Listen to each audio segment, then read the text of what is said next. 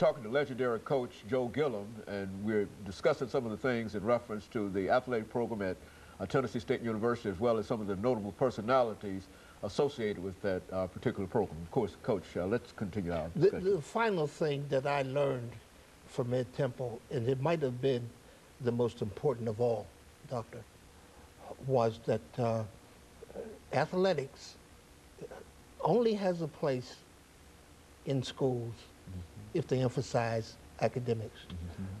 Now, if the athletics are not emphasized, then there's no place for athletics in the academic program. The question arises, why? To begin with, you know, what purpose is it serving? So what I learned from Ed Temple was that you had to take an active role in the academics of you. So as a result of my being influenced by him, I started a study hall at Tennessee State University. I forced our players who needed to take tutors, and I monitored their relationship with their tutors. We had what we called the progress attendance report that had to be in my hands by 4 o'clock every Friday. And this attendance report let us know how our players were doing, whether or not they missed classes. And the simple fact of attending class. And attending classes, whether or not they were behaving properly in classes, and all of these things.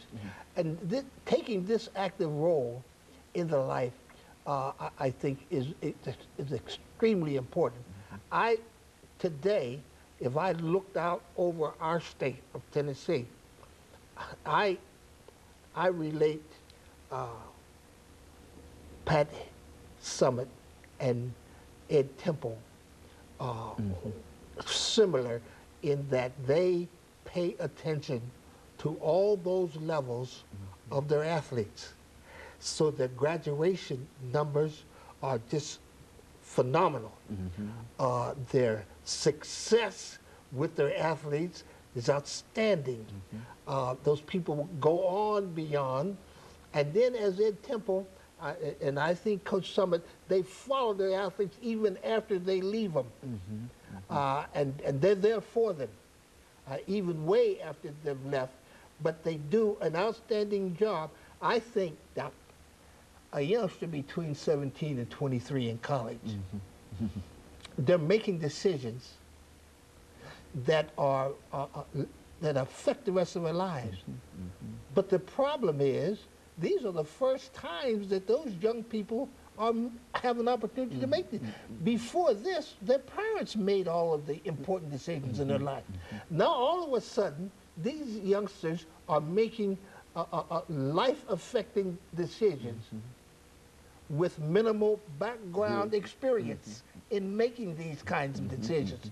So now you're going to have problems, and you're going to have mistakes, because there's a learning process that has to go along with making life-important decisions.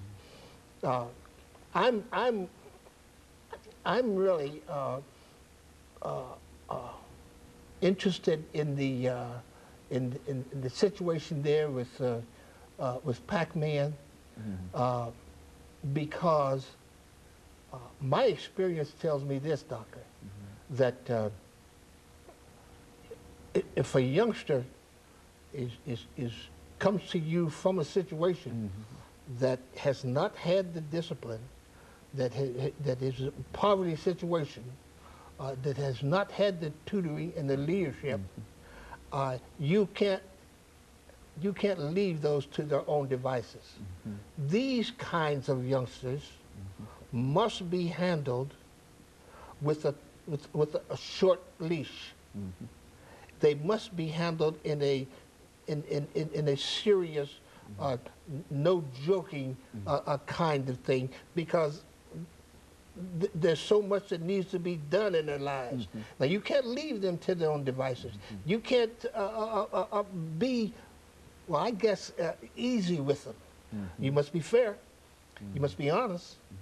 But you must be stringent, because their life and their background prior to coming to you they've needed this. Now, if you don't step into the void and afford that, what I would call tough love, you're losing. That's right. And the youngsters that we lose because they've had money and successes, we lose them because they're now making decisions, life lesson decisions, and they really don't have the background to make them. They still must be tutored through that period. And while you're doing this, Doctor, in my estimation, you must exhibit to them tough love. Good.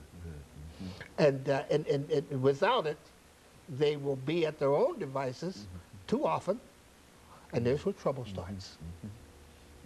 And I think in this case, that's exactly one of the things that has occurred.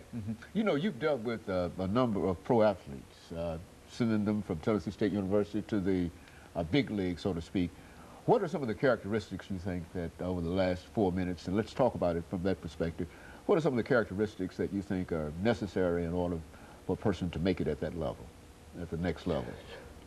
Well, when I was doing this, see, there were times when Tennessee State University would have more people sign professional contracts at the end of the year than all of the other schools in the state combined.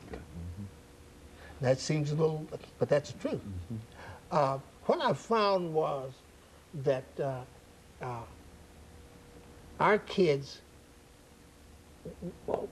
most of the time, were players on their first year, which indicated that, to me, that the background that they were receiving from Tennessee State was sufficient enough to help them as rookies. Now, that was in all areas. I can recall years ago, I had a problem with the Dallas Cowboys because the Dallas Cowboys wanted to give a 12-minute IQ test to our players. And I asked, the fellow who wanted to do it was named Gil Brandt.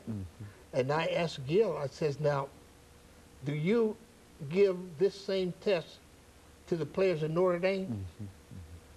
And he says, well, this is a test that we see, it's very complicated pro football, and we have to make certain that they have really the intellect to digest it. I says, now, you're talking about players that I've taught. And football's not Chinese calculus. And so what I'm saying is, if you think you want to give our players a test that you don't give all players, you're mistaken, and you can't give that test here. And we had a big difficulty there, and I think for a while, I was blackballed from the National Football League because I insisted that if they gave an IQ test, that they gave it to all football players everywhere, then include Tennessee State in that. But to say that at a historically black institution that the player here is somehow not quite smart enough, I thought was an embarrassing and an erroneous assumption. And I was not going to be a part of it. Now we have some outstanding black coaches who were a big part of that, and they fostered that, but I could not see that, not for our players. So for 10 years, the Dallas Cowboys were not allowed to scout on our campus.